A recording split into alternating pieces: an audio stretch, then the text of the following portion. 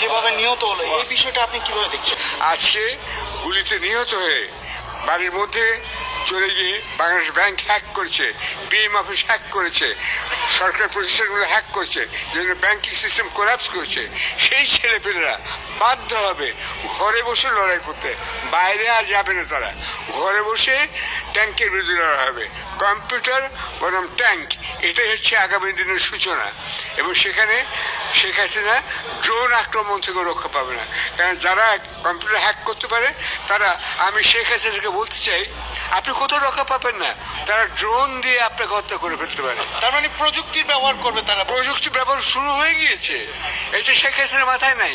কারণ তার বাবার শিক্ষক ছিলেন আমার বাবা, এবং তিনি তাকে তার 14 গোষ্ঠীতে একটাই গ্রাজুয়েট, সেটা আমার বাবার কল্যাণেই হয়েছেন। এই বাস্তবতা বাবা আত্মজীবনী লেখা আছে, এবং শেখ মুজিব স্বীকার করতেন। সুতরাং এই প্রযুক্তি বানানটা শেখ মুজিব হাসিনাকে লিখতে বলবেন, সঠিক লিখতে পারে কিনা দেখতে হবে, 1 নম্বর। 2 নম্বর, এই প্রযুক্তির শিকার তিনি হবেন হবেন হবেন, এটা আমি বলে দিচ্ছি।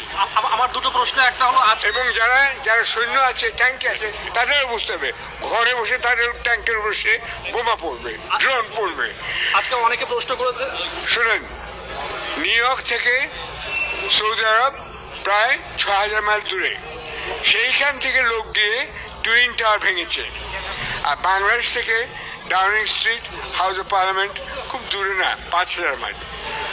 আর বাংলাদেশ থেকে, ঢাকা থেকে একটা বাড়ি থেকে গণভবন খুব দূরে নয়। এইটাই বুঝতে হবে, এটা এখন প্রযুক্তির যুগ চলছে। এইটা গণ আন্দোলন শেষ, এখন প্রযুক্তি আন্দোলন হবে।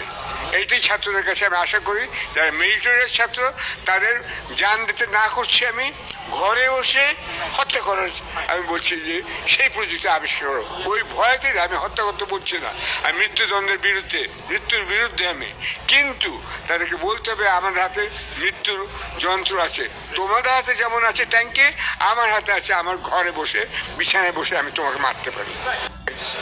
এসব প্রতিশ্রুতি দেওয়া হচ্ছে হাইকোর্টে, বা ধরুন নির্বাচন কমিশনেরও সুন্দর আইন আছে, দেশেও আইন আছে, কিন্তু আইন মেনে এই সরকার চলে না।